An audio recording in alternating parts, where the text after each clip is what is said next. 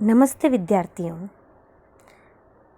Second year political science की online class में आप सबका स्वागत है। पिछली क्लास में हमने राष्ट्रवाद के बारे में पढ़ा था कि भारत में कैसे राष्ट्रवाद का उदय हुआ। उसी क्रम को हम आगे बढ़ाते हुए जो उस राष्ट्रवाद की दो धाराएं थी, उदारवादी धारा और उग्रवादी धारा, उनको पढ़ेंगे। तो आज की क्लास में हम उदारवादी राष्ट्रवाद के बारे में अध्ययन करेंगे कि उदारवादी राष्ट्रवाद क्या है। इसको जानने के लिए सबसे पहले हम ये जानेंगे कि राष्ट्रवाद का पर्यायवाची हमारे भारत में कांग्रेस को माना जाता है। देखिए, वैसे तो समय समय पर बहुत सारे दल बने जिन्होंने भारतीय स्वतंत्रता संग्राम के अंदर अपना योगदान दिया, परंतु उसको एक सही दिशा कांग्रेस ने दी। कांग्रेस का इतिहास ही भारतीय स्वाधीनता संग्राम का इतिहास बन गया। हालांकि कांग्रेस की स्थापना भारत को स्वतंत्रता दिलाने के लिए नहीं हुई थी। कांग्रेस की स्थापना तो एक जनता की बात अंग्रेजों तक कैसे पहुंचाई जाए, उसके माध्यम के लिए हुई थी कि कांग्रेस वो माध्यम बनेगी जो जनता की बात को अंग्रेजी सरकार तक पहुंचाएगी। पर धीरे धीरे कांग्रेस पार्टी ने स्वाधीनता संग्राम में अपना योगदान दिया और माना जाता है कि कांग्रेस की वजह से ही भारत को स्वतंत्रता प्राप्त हुई। अब कांग्रेस का जो इतिहास है वही भारतीय स्वाधीनता संग्राम का इतिहास है। तो ये जो इतिहास है वो 3 भागों में बटा। उनमें सबसे पहला भाग था उदारवादी, दूसरा भाग रहा है उग्रवादी और तीसरा रहा है गांधी युग। हम कांग्रेस के इतिहास को या भारत के राष्ट्रवाद को इन 3 भागों में बांट सकते हैं और ये तीनों ही भाग आपके सिलेबस में हैं। तो उसमें सबसे पहले है उदारवादी राष्ट्रवाद, यानी कांग्रेस का उदारवादी काल, भारत का उदारवादी काल। जो उदारवादी नेता थे वो कौन थे और वो क्या चाहते थे, उनकी नीतियाँ कैसी थी, उन्हीं सब का हम आज विस्तार से अध्ययन करेंगे। जैसा आपको स्लाइड में दिख रहा है कि कांग्रेस की जो ये संस्था थी प्रारंभ में अत्यंत ही नरम थी। उदारवाद का पर्यायवाची ही यह है नरमता।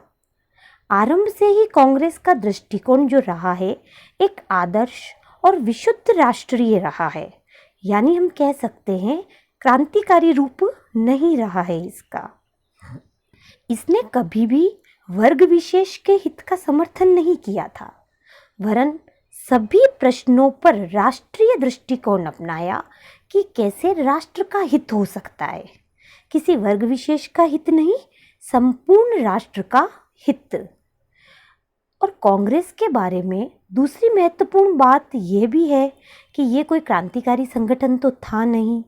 इसकी जो बागडोर जो थी वो शुरू में नरम राष्ट्रवादियों के हाथ में थी।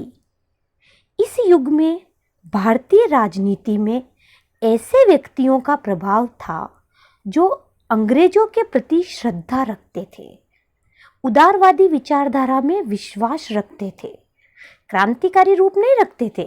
अपनी मांगों को बहुत नरम तरीके से रखना ही उदारवाद है। वो बहिष्कार और असहयोग जैसे क्रांतिकारी विचारों के विरुद्ध में थे। बहुत ही सहजता से, नरम भाषा से और विनम्रता से अपनी बात को रखना ही उदारवादियों का कार्य था। यही उनकी विचारधारा थी, यही उनकी कार्यशैली थी। अब हमारे यहाँ पे कौन कौन से उदारवादी नेता हुए हैं। हमारे यहाँ पे प्रमुख जो उदारवादी नेता हुए हैं वो हुए हैं दादा भाई नौरोजी, सुरेंद्रनाथ बनर्जी, फिरोज शाह मेहता, लाल मोहन घोष, रास बिहारी, गोपाल कृष्ण गोखले आदि नेता। ये जो तो बहुत महत्वपूर्ण नाम है वो बताए गए हैं आपको। आदि नेता ये जो हैं उदारवादी हुए हैं। इसके अलावा कांग्रेस में कुछ उदारवादी अंग्रेज भी थे जो कांग्रेस के सदस्य थे। आपको वैसे पता होगा, आपने पिछली क्लास में पढ़ा भी होगा कि कुछ अंग्रेज भी कांग्रेस के सदस्य थे, जिसमें A.O. हुम, जिसने कांग्रेस की स्थापना करी थी, विलियम वैडबर्न, जॉन यूल, मैक्विन और स्मिथ, ये इम्पोर्टेंट है। अब उदारवादी नेताओं का कार्यकाल। उदारवादी नेताओं का कार्यकाल कौन सा रहा, या हम ये कह सकते हैं कि भारत में उदारवादी युग कौन सा रहा, कांग्रेस का उदारवादी युग कौन सा रहा। तो 1885 से लेके 1905 तक का जो कार्यकाल था वो कांग्रेस का उदारवादी कार्यकाल माना जाता है। इसलिए भारत के राष्ट्रीय आंदोलन के इतिहास में इस काल को उदारवादी युग कहा जाता है।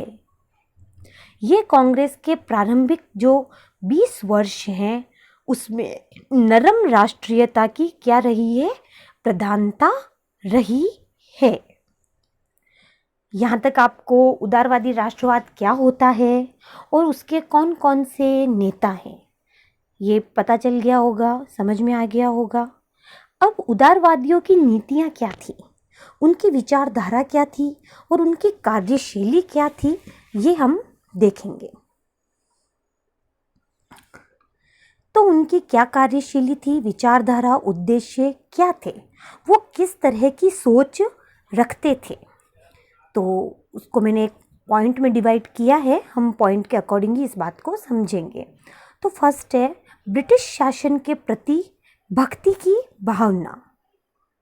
उदारवादी ब्रिटिश शासन के समर्थक थे और प्रशंसक भी थे, यानी जो ब्रिटिश शासन की नीतियाँ थी, जो उनका प्रशासनिक सिस्टम था, या उनके शासन करने का तौर तरीका था, वो उदारवादियों को पसंद था। वे असहयोग या क्रांतिकारी विचारों के विरोधी थे। उदारवादी कांग्रेसी नेता उच्च मध्यम वर्गीय घरानों के थे तथा अंग्रेजी शिक्षा से प्रभावित थे। उदारवादी जो नेता थे वो उच्च मध्यम वर्गीय घरानों के थे। उन्होंने सबने अंग्रेजी शिक्षा ले रखी थी और वो उससे प्रभावित थे। वो ऐसा सोचते थे कि इस शिक्षा से ही भारत का क्या हो सकता है, कल्याण हो सकता है। दादा भाई नौरोजी, उमेश चंद्र बनर्जी, फिरोज शाह मेहता आदि नेताओं के जो हृदय में थी ब्रिटिश शासन के प्रति कृतज्ञता की भावना थी। वो ब्रिटिश शासन को अच्छा मानते थे। इसीलिए एनी बेसेंट ने कहा भी है कि इस काल के नेता अपने को ब्रिटिश साम्राज्य की प्रजा मानने में गौरव का अनुभव करते थे। ये एनी बेसेंट ने उदारवादी नेताओं के बारे में कहा है।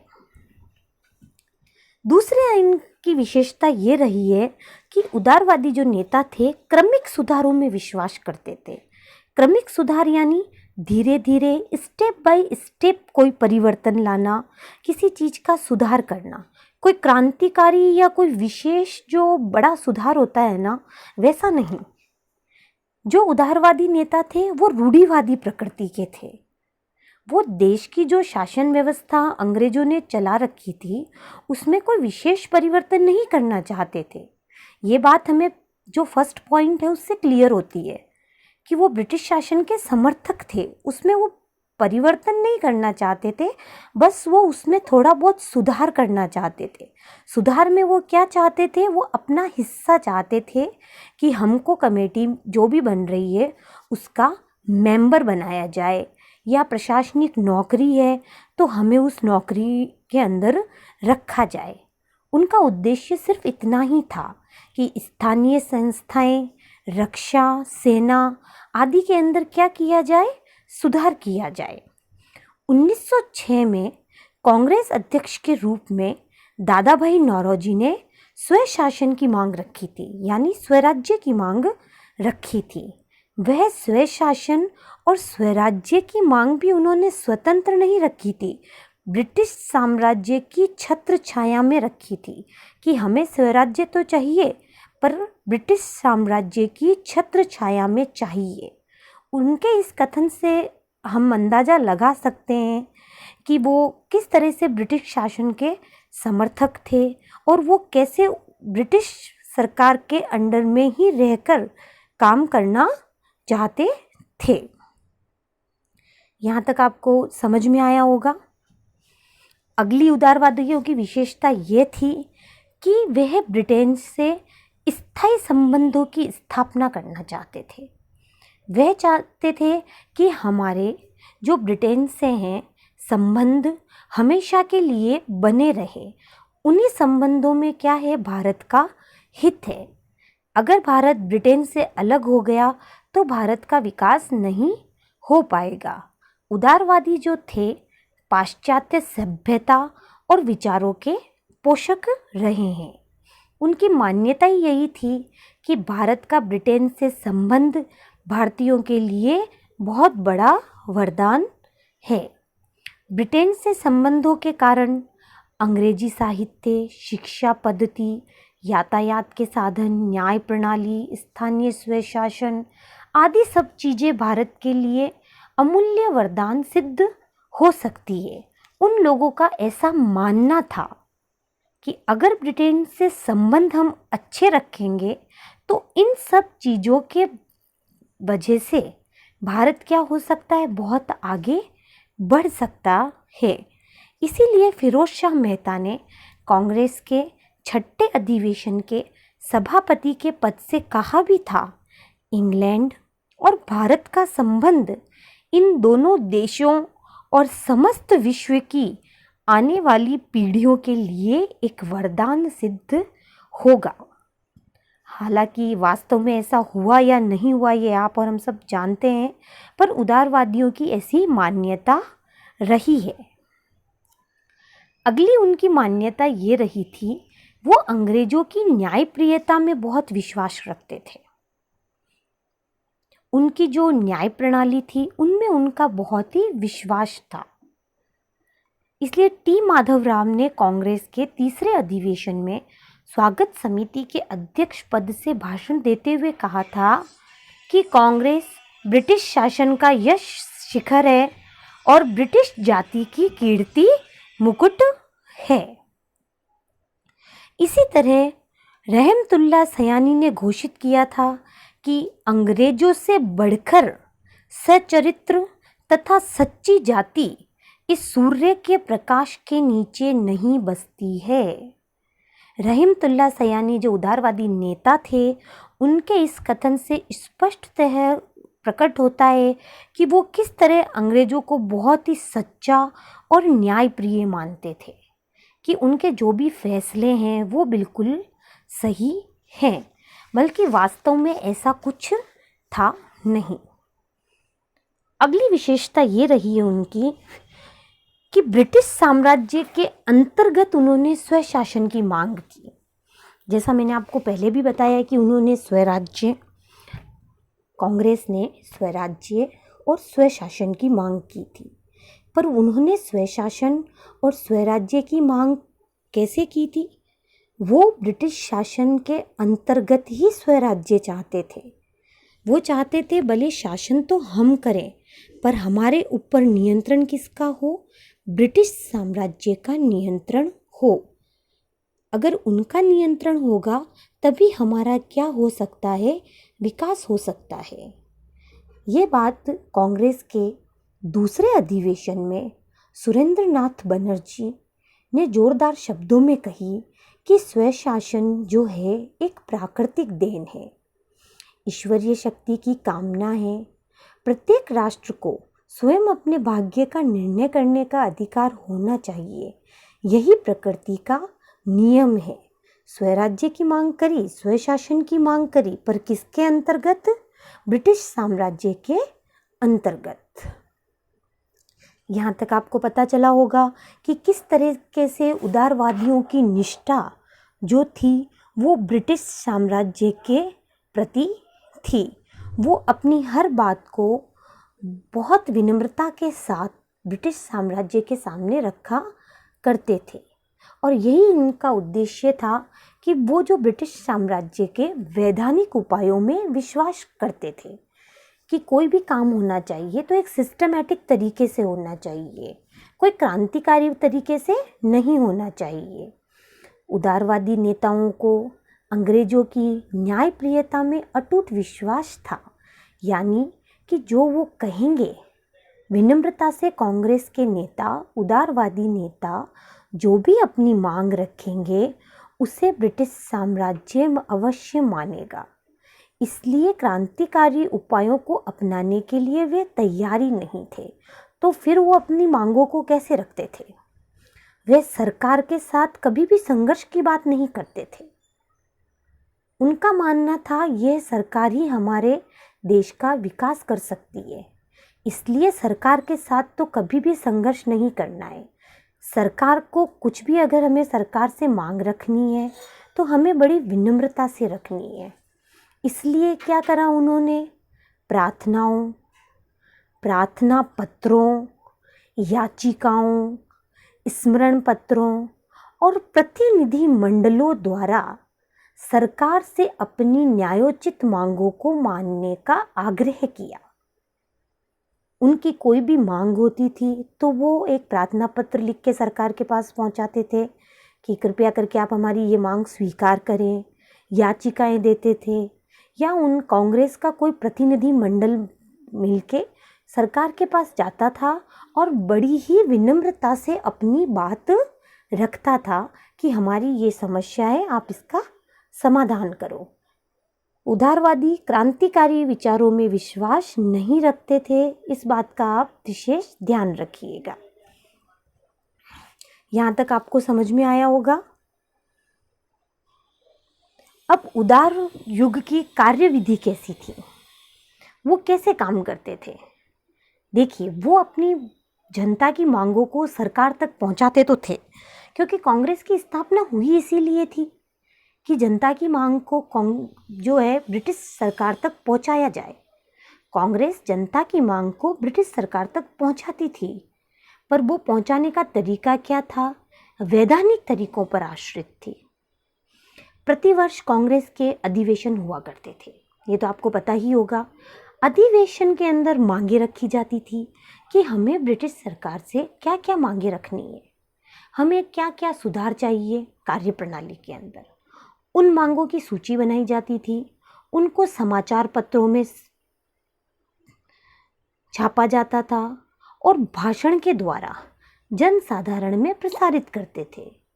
बड़ी बड़ी याचिकाएं, स्मरण पत्र भारत सरकार को और गृह सरकार को भेजे जाते थे, जिनमें बहुत ही विनम्र भाषा का प्रयोग किया जाता था। ये उनकी कार्य विधि थी, काम करने की उनकी शैली थी। अब इस शैली का अगर हम मूल्यांकन करें, यानी हम ये कहें कि उदारवादी युग का हम मूल्यांकन करें कि उदारवादी युग कैसा रहा, कहाँ तक सफल हुआ या कहाँ तक असफल हुआ, तो उसका निष्कर्ष इस तरीके से निकलता है। कुछ आलोचकों का तो ऐसा मत है कि उदारवादी नेता एक उद्योगपति, जमींदार, शिक्षक, नौकरशाही वर्ग का प्रतिनिधित्व था, यानी जो निचले तबके के लोग थे उनका प्रतिनिधित्व नहीं था। इन्होंने कभी भी निचले तबके के लोगों के हितों की बात नहीं करी, ऐसा कुछ आलोचकों का मानना है। जिससे उनका भारतीय राष्ट्रीय आंदोलन में योगदान नगण्य था, जो कि कुछ हद तक सही भी प्रतीत होता है। परंतु उदारवादी नेताओं ने देश में राष्ट्रीय भावना का उदय करके एक ऐसा मंच प्रदान किया जहां से राष्ट्रवादी आंदोलनों में तीव्रता लाई जा सके। हम ऐसा कह सकते हैं इसको कि जो राष्ट्रीयता का, क्रांतिकारिता का बीज जो बोया था वो उदारवादियों ने ही बोया था। हाँ, ये बात हम जरूर मानेंगे कि वो फला फूला उदारवादियों के काल में नहीं था, परंतु लोगों के मन में जो राष्ट्रीयता की भावना उत्पन्न करी वो किसने करी थी? वो उदारवादियों ने ही उत्पन्न करी थी। उदारवादियों के लिए गुरुमुख निहाल सिंह लिखते हैं कि संभवतः गोखले को छोड़कर, गोपाल कृष्ण गोखले हैं, उनको छोड़कर कांग्रेस के नरम नेताओं में स्वतंत्रता के लिए व्यक्तिगत बलिदान करने और आपत्तियां सहने को कोई तैयार नहीं था। स्वतंत्रता के लक्ष्य को प्राप्त करने के लिए उदारवादी नेताओं में आवश्यक त्याग भावना का बहुत बड़ा अभाव था, ऐसा गुरुमुख निहाल सिंह मानते हैं, लिखते हैं, और उनकी इस बात का काफ़ी लोग समर्थन भी करते हैं। उदारवादियों ने भारतीय जनता को राजनीतिक शिक्षा प्रदान करके राष्ट्रवाद की भावना को जागृत किया, जिससे भारतीय जनता को ये तो समझ में आ गया कि किस प्रकार ब्रिटिश सरकार हमारे भारतीयों का शोषण कर रही है, परंतु उसके लिए जो एक कठोर कदम उठाने चाहिए थे, वो कठोर कदम उदारवादियों ने नहीं उठाए। वो कठोर कदम किसने उठाए? जो आगे चल के उग्रवादी दल आया, जिसे हम गर्मपंथी भी कहते हैं, उन्होंने उठाए। इन्हीं भावनाओं को लेकर गर्मपंथियों का उदय हुआ और उन लोगों में एक क्रांतिकारी विचारधारा थी जिन्होंने अनेक प्रकार के आंदोलन चलाए।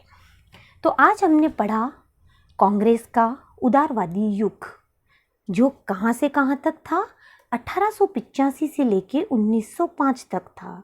इसे हम कांग्रेस का उदारवादी युग कह सकते हैं, नरमवादी युग कह सकते हैं, या नरम दल कह सकते हैं।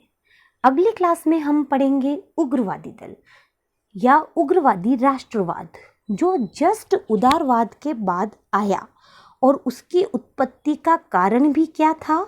उदारवाद ही था। इन्होंने कभी कोई क्रांतिकारी परिवर्तन की बात नहीं करी, बहुत विनम्र भाषा का इस्तेमाल करा, इसलिए भारत की व्यवस्था में कोई सुधार नहीं हुआ।